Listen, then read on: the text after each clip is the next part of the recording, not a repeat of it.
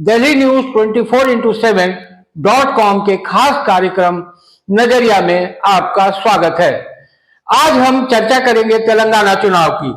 आखिर तेलंगाना में क्यों मची है गदर, किसकी बनेगी सरकार, कौन जीतने जा रहा है और किसको हार का सामना करना पड़ेगा। इस लड़ाई में जो सबसे अहम है वो है रायतू बंधु योजना।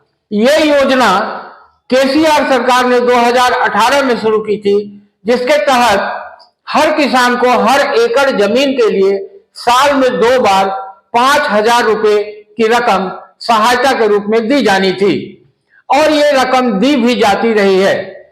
लेकिन इस योजना का पेच ये है कि इसमें जो सहायता दी जाती है वो ज्यादातर बड़े किसान, सामंत, ज्यादा जोत वाले किसान, उन्हीं को फायदा होता है। जो किसान जिनके पास जमीन नहीं है या जो बटाईदारी में खेती करते हैं, जो बटाई लेते हैं या कॉन्ट्रैक्ट फार्मिंग जिसको कहते हैं, उनको इस योजना का कोई लाभ नहीं मिलता है। तो सवाल यह है कि केसीआर की ये योजना क्या उनको वोट दिलाएगी या उनके वोट काटेगी। ये सवाल आज यहां के राजनीतिक गलियारों में पूछा जा रहा है। बड़ा सवाल यह है कि कांग्रेस ने भी इसे अपना मुद्दा बनाया है और कांग्रेस का कहना है कि अगर उसकी सरकार आती है तो वो 10,000 की जगह 15,000 रुपए रायतू बंधु योजना के तहत किसानों को देगी। अब केसीआर की मुश्किल यह है कि वो क्या करें और इस मामले को कैसे निपटे।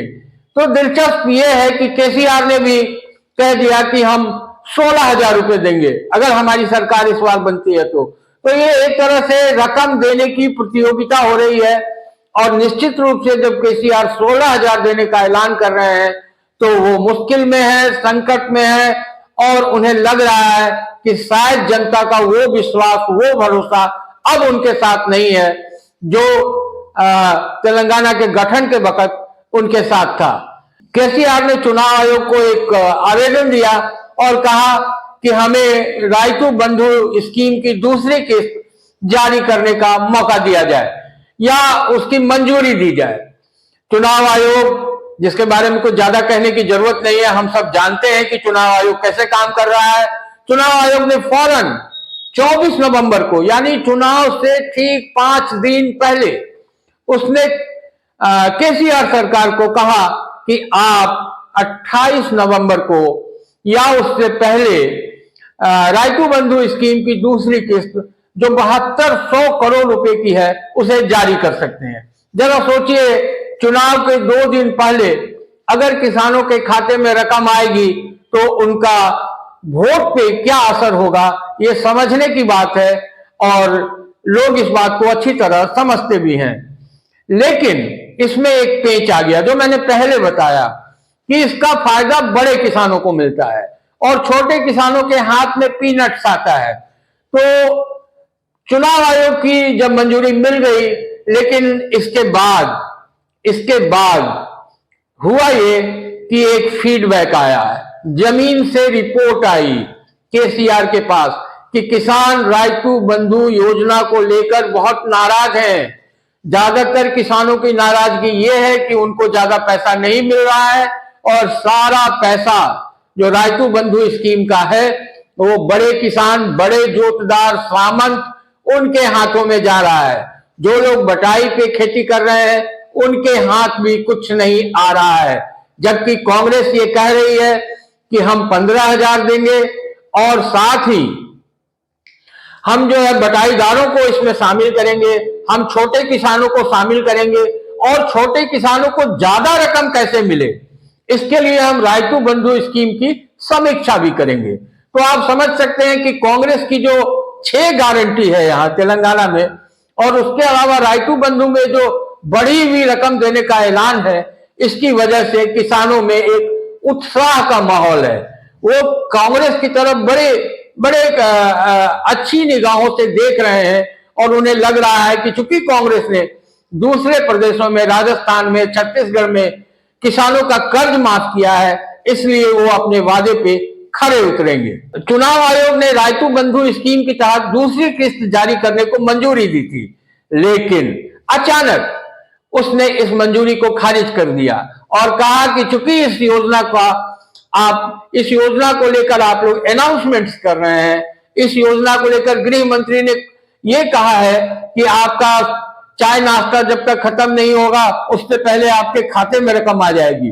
तो ये चुनाव को प्रभावित करने वाली बात है और इस प्रभावित करने वाली बात से चुनाव आयोग ने आहत होकर ये जो दूसरी किस्त जारी करने की मंजूरी थी वो वापस ले ली।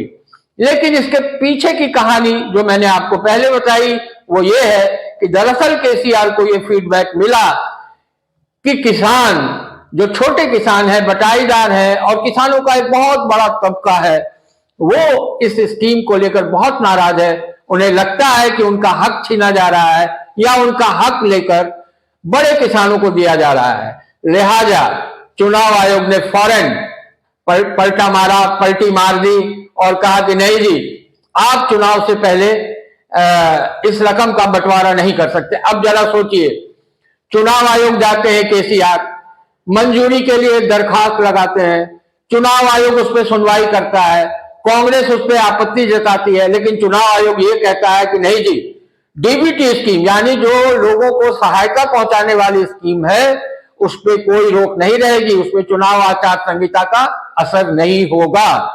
लेकिन जैसे ही ये फीडबैक आता है कि इससे जो है केसीआर को नुकसान हो रहा है या पैसे के बंटवारे से ज्यादा नुकसान हो सकता है, तो चुनाव आयोग ने फौरन पलटी मार दी और कहा जी आप पैसे का बंटवारा नहीं कर सकते। यानी चुनाव आयोग ने अपनी नाक भी बचा ली और केसीआर की संभावनाओं को भी बचा लिया है। तो आज नजरिया में फिलहाल इतना ही। हम फिर किसी विषय पर आपके सामने होंगे। अगर आपको ये वीडियो अच्छा लगा हो तो लाइक कीजिए, सब्सक्राइब कीजिए और हमें मदद भी कीजिए, हमें अच्छा लगेगा। नजरिया में फिलहाल इतना ही। मैं संजय कुमार, धन्यवाद, नमस्कार।